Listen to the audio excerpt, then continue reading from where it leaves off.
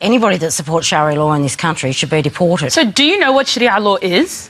Yes, but it doesn't have do you know rights. What it is? Me praying Sharia law? Of course, me praying 5 times a day is Sharia. Okay. Right? Like basic... What about the equal rights for women? What about... That is completely separate from Islam. So now you can be a Sharia law supporter and be half pregnant at the same time. What are you talking about? You are talking about stuff you don't know anything about. Like, okay, I'm not going to attack you personally. But my frustration is that people talk about Islam without knowing anything about it, and they're willing to completely negate any of my rights as a human being, as a woman, as a person with agency, simply because they have an idea about what my faith is about. Excuse me, Islam to me is the most feminist religion, right? We got equal rights well before the Europeans. We don't take our husbands' last names because we ain't their property. Right? We were given the right to own land. We the fact is, what is culture is separate from what is faith. And the fact that people go around dissing my faith without knowing anything about it and want to chuck me out of a country I have done, and Muslims... The fact is, Jackie, I agree. The fact is, we have one law in this country, and it is the Australian law. It's not Sharia law. In Islam, not in this country. Do you know what not in my day. In Sharia, it says you follow the law of the land on which you are on. It says in Islam that you follow the law of the land on which you are on.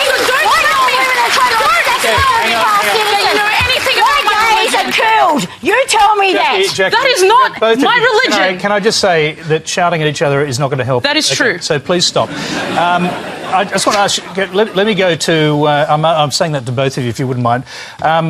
Now, let's just go to Donald Trump was mentioned, and obviously he's redefining the rules around immigration in the United States, at least temporarily at this stage. You got caught up in that. Are you still caught up in it as a dual Sudanese Australian citizen? So I was born in Sudan. I moved to Brisbane when I was a year and a half. And apparently because I was born in Sudan, I might be a terrorist. I was caught up in that because of the fact that I was born in Sudan. Despite the fact that I grew up in this country, I know no other real culture than Australian, really, because Australian is who I am. Okay, so this woman's just argued about nobody knowing about Sharia, and then she's just said, I don't know any other culture except Australian. Donald Trump is changing a whole bunch of things. And the fact that we're normalising the kind of discussions and the kind of rhetoric that Donald Trump uses frightens me, right? It deeply makes me scared because, Jackie, you talk about, and I apologise for yelling because that is unbecoming of a lady. You talk about protecting Australians. Well, I am Australian. I have gone around the world talking about how much I love Australia. Just wait, right? And so it hurts me deeply, right, when my elected representatives don't want to have me in this country simply because of my faith or because of where I was born. And I think this kind of rhetoric is what we saw pre-World War II. We saw it in the 30s, the same kind of othering. They are different, they're not like us, they do stuff that we don't accept. I back you 100%. We should look after people that are vulnerable in this country. I will back you to the hilt on that. But that is not mutually exclusive to being generous to those that are coming in. Okay, now, Jackie, let's hear from you. Okay. And some of the things you say can come across as being quite hateful to others. To a minority. Well, if that's a minority, but this is for the majority. This is what the majority want. Oh, girl! Want to feel safe, be safe. And Donald Trump, if he wants to put that and put those on hold for 3 months, he has every right to do so until he can work out exactly what is going on. If that's going to keep America safer, just like it's going to keep Australia. So you know what? Stop playing the victim. Stop playing the victim. We've had enough. Stop playing the victim. Okay, may I ask you this? Your ban got lifted, get over it. Oh, sure. All right, enough. I am so fine right now. Okay. Right, well, there you go. So the thing is, Jackie, is that... It hasn't hurt you at all. The thing is, Jackie, is that national security experts around the world have said that these sort of bans are the things that make countries less safe. It's not me saying it, it's actual experts, right? They're the same national security people that would drive the people out of the Middle East instead of staying there making sure they've got safe havens. Senator Hanson, why don't you just look at me when you're saying all these things through the chair? Because it's absolutely outrageous that you're going to come to this place to suspend standing orders when we've got an agenda full of important things that Australians want us to do, and instead of representing your constituents through the chair, Senator Hanson is more caught up in the Section 44. You know what? You've worn the burqa, through the chair. Senator Hanson has worn the burqa in this place. Maybe it's time that she pack her burqa and go to Afghanistan and talk to the Taliban about this. Because clearly, when the Labor Party put me up as a candidate, they did their homework. And here it is. Here's the advice, Senator Hanson. Do you want to see it for yourself? Because no, you're in absolute denial. All that Senator Hanson does in this place is spread hatred, spread division, because that's what you're made to do here. And it's outrageous. It's beyond comprehension. Here, take it. Absolutely just don't understand that we're wasting our time talking about a matter that has no basis. You've had it good for too long, Senator Hanson. Through the chair. Senator Hanson, is this a point of order? Yes, it is, because if she's got the documents, I ask her to table those documents. That's not a point of order. Senator Payman, you have the call. I am very honoured that I live rent-free in Senator Hanson's mind, but I think you've got better things to do than worry about Section 44 here when there's nothing to see. I mean, the racism and comments and quotes that you've made in the past. Senator Hanson. I want to withdraw that racism. It's not racism. I want it withdrawn. Senator Payman, I'll just rephrase that, please, and I'd ask you just to withdraw for the benefit of the chamber. Deputy President, I would like to make a few quotes from Senator Hanson that has previously indicated. No, Senator Payman, you have to withdraw for the benefit of the chamber, but then you can quote as much as you want. I will withdraw so I can proceed. Now proceed. Thank you. Senator Hanson's quote, "I challenge anyone to tell me one thing that I've said that is racist." And here I begin. There's a few. There's so many, we could be here all day. She has said, "I believe we're in danger of being swamped by Asians," in her first speech. In 1998 policy speech, she said Aboriginality would no longer exist under her party's policies. In another statement, she says, "We're bringing in people from South Africa at the moment. There's a huge amount coming into Australia who have disease. They've got AIDS. If that is not racist, what is it?" Oh, it's not racist. Oh, somebody bring the dictionary, because Senator Hanson does not know the definition of racism.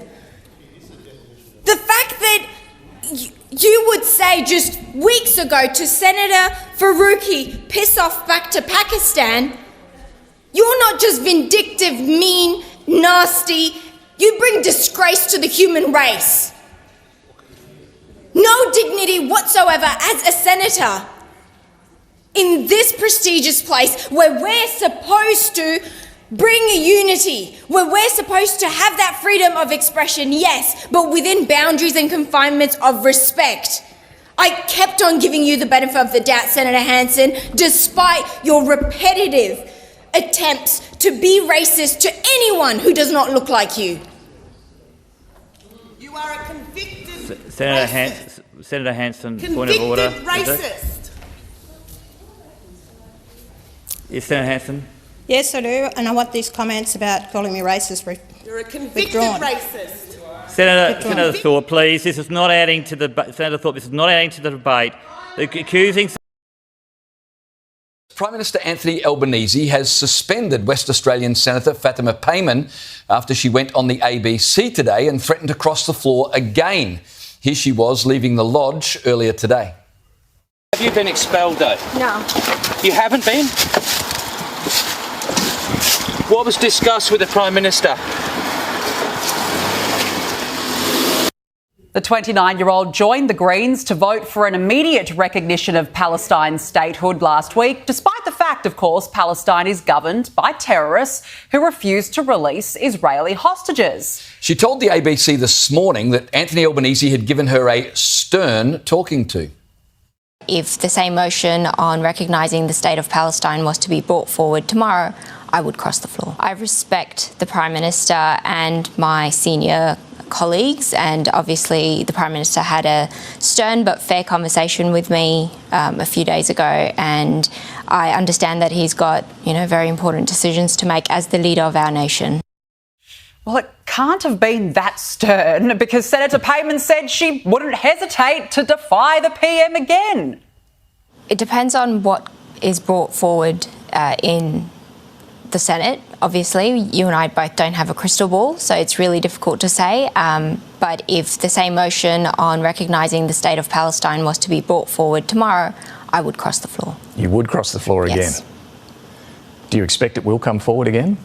Well, I haven't been speaking to the Greens, and I think that's a question you can ask the Greens.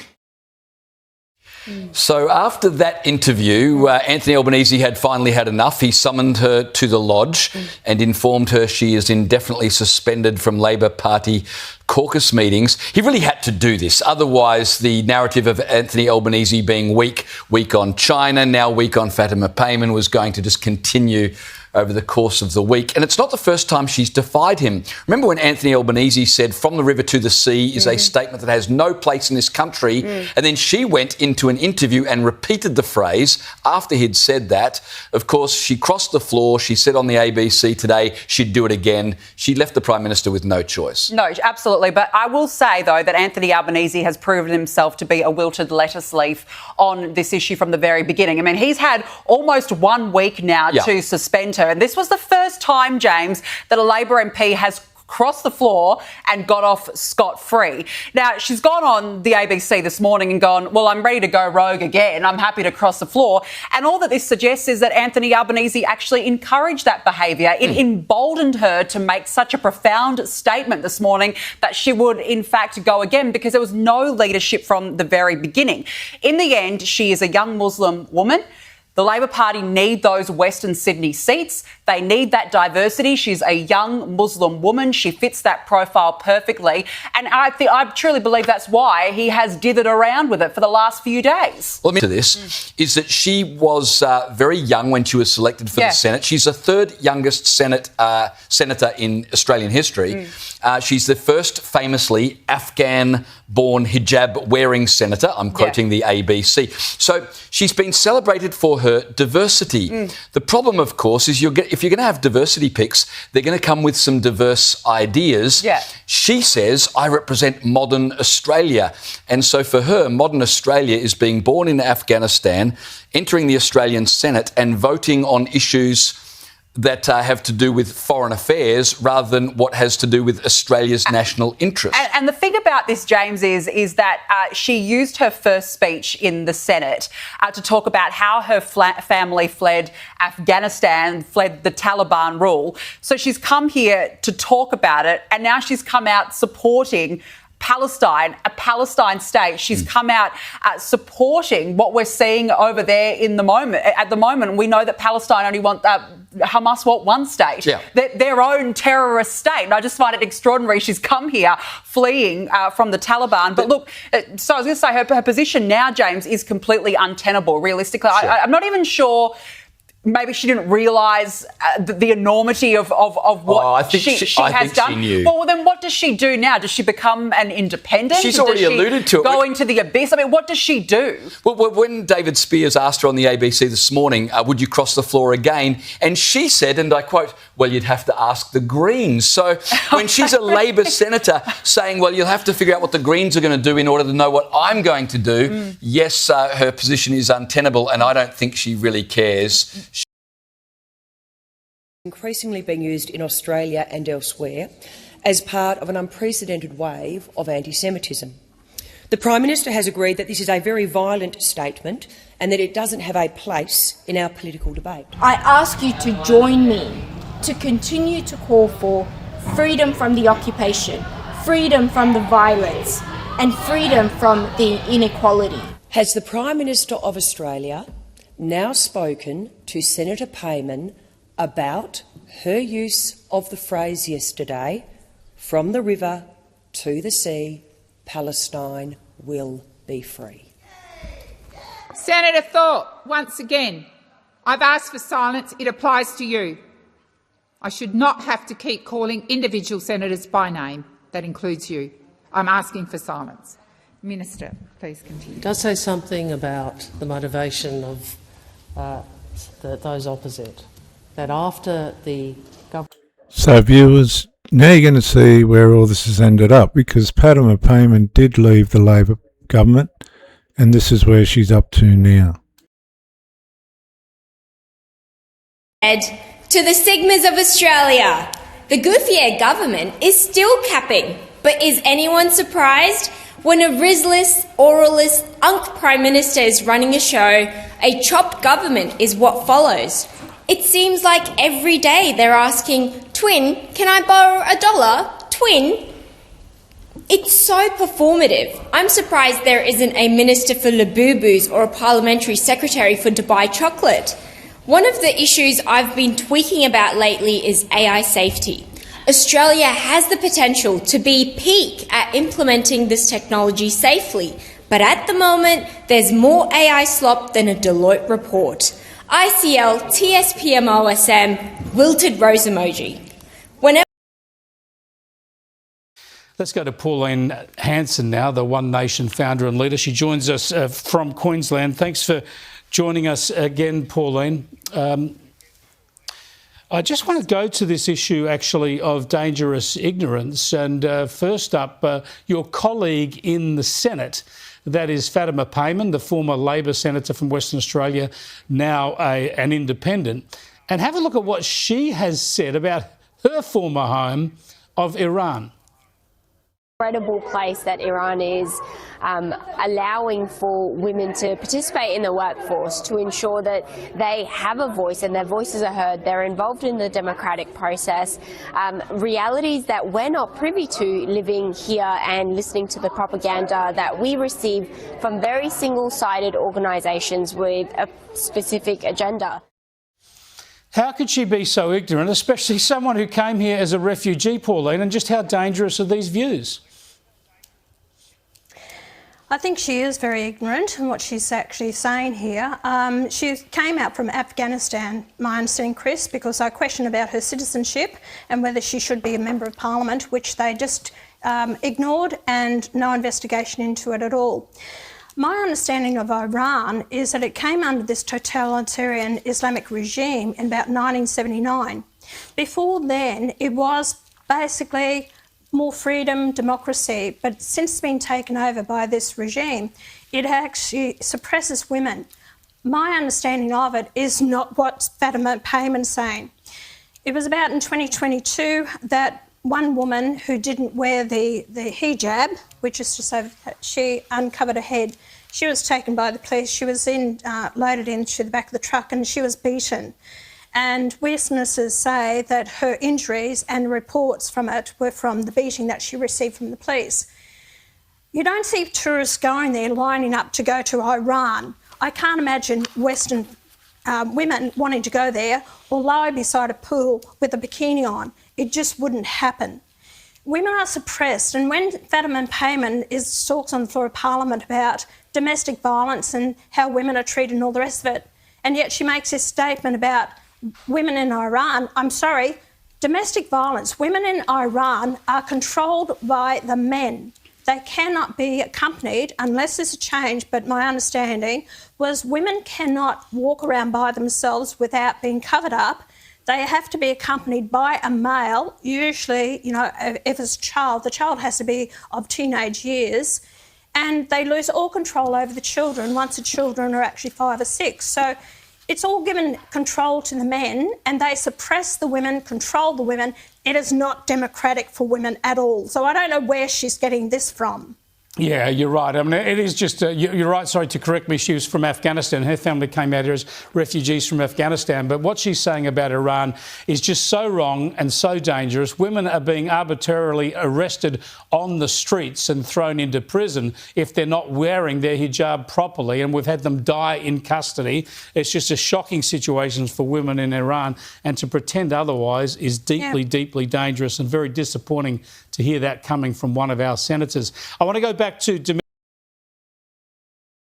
every now and then you come across a particular event or comments from a while back and you wonder why you'd never heard them before, why they hadn't made the news. And that's happened to me today when I tracked down comments I heard had been made by a Greens senator that make you wonder about her role, her capabilities and her commitment to serving the people of Australia. The comments I've dug out come from Mehreen Faruqi, the Greens senator for New South Wales. We've already spoken about how she recently posed with pro-Palestine protesters holding up signs that demand Israel is put in the bin, classic anti-Semitism, just calling for the elimination of Israel. Hamas must be so pleased that they have these useful idiots in the West. But the other comments I'm about to show you relate to the usual Greens obsession of climate change. Senator Faruqi spoke in Parliament about last year's horrific floods in Pakistan, her birth country. Floods which were dramatic, devastating and deadly, like previous severe flooding in that country.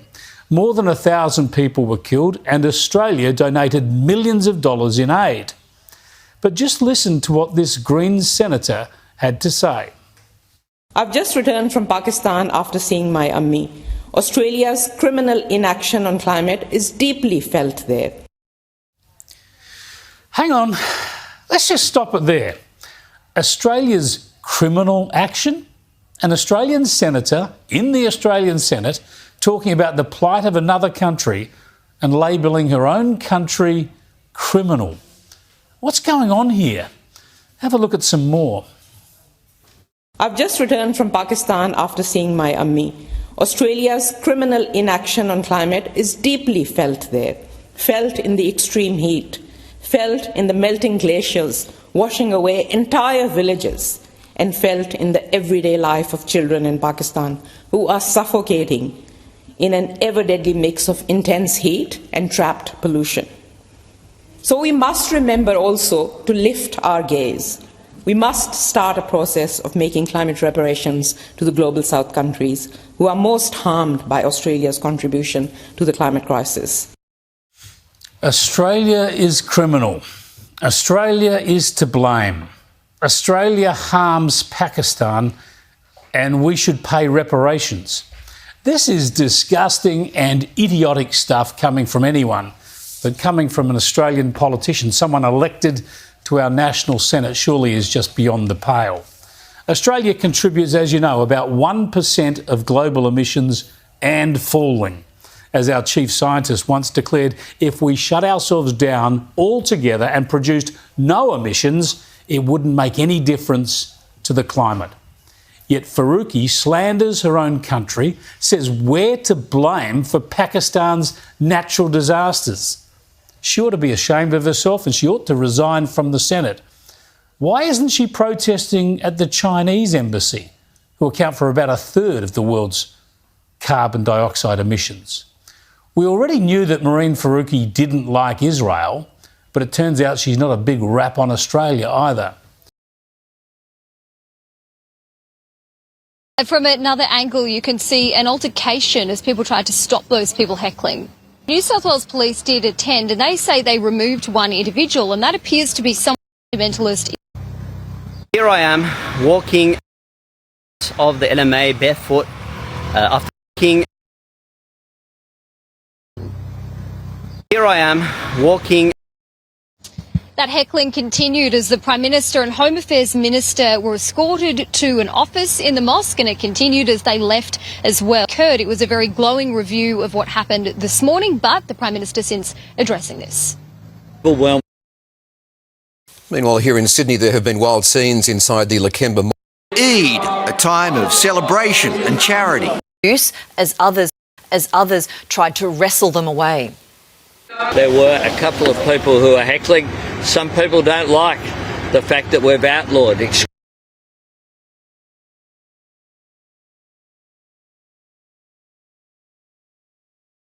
Now, I want to move on, talk about banning. They're banning people now from Parliament as well. Lydia Thorpe was banned from the Senate this week. Let's have a listen to... Time to talk to the Greens Deputy Leader, Mehreen Faruqi, and to take us there, here was Labor's Senate Leader Penny Wong on the Greens refusing to support a motion to recognise differentiation of Palestine. Then Labor started to amend that motion, and from where we sat, they were putting in caveats, they were delaying that Parliament. Slaughter. We have a situation here where that Labor wants to talk about peace. But in this complicated context between Israel and Palestine, how would what would that self-determination look like? Well, firstly, the genocide has to stop, right? Palestinians have to be given more rights to be able to said that over and over. The hostages on the other side, the thousands upon thousands of Palestinians that are not intervention from Western countries. So if they choose Hamas, that's okay? David, that is such, what can I say, like we're countries. So if they choose Hamas, dismantled? The Palestinians, the situation with Hamas is, right, the thousands of look at what their region looks like. And do the hostages also need to be released? The hostages should be released. I think we've said that over and over. The hostages on the other side, the thousands be highlighted. Palestinians have to be given more rights to be able to access basic necessities like food and water, to be able to move around freely. But in terms of forming... It's a process that the UN has actually highlighted, and that's what needs to happen. So how does it work? Slaughter needs to finish, and Israelis and Palestinians need to look at what their region looks like. And do the hostages also need to be released?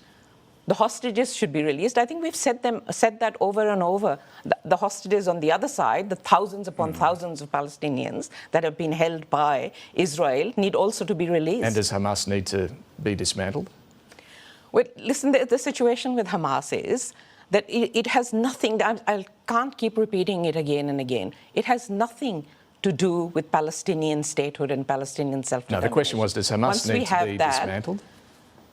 The Palestinians need to decide where they want to go with their own region, not intervention from Western countries. So if they choose Hamas, that's okay?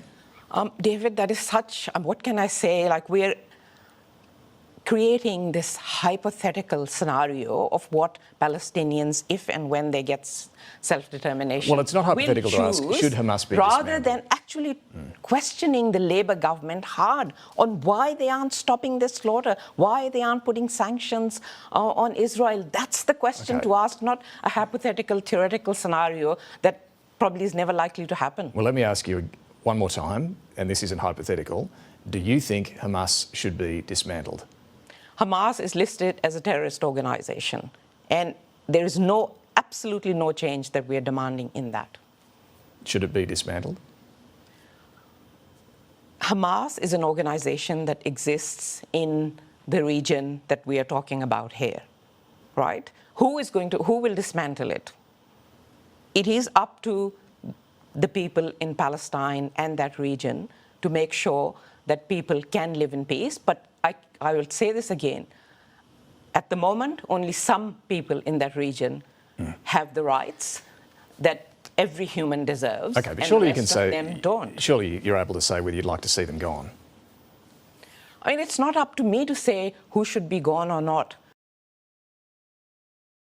Now to Greens Senator Mehreen Faruqi, the first Muslim woman elected to an Australian parliament. On Thursday, she tweeted, "I'm not interested in letters from the Queen unless they contain an apology for the trail of destruction inflicted by British colonialism and a commitment to reparations." Reparations? If it were not for British colonialism, Faruqi would not be drawing a $210,000 base salary courtesy of the taxpayer. This tertiary educated feminist would be living a very different life back in her native Pakistan, which isn't exactly a bastion of progressive thought.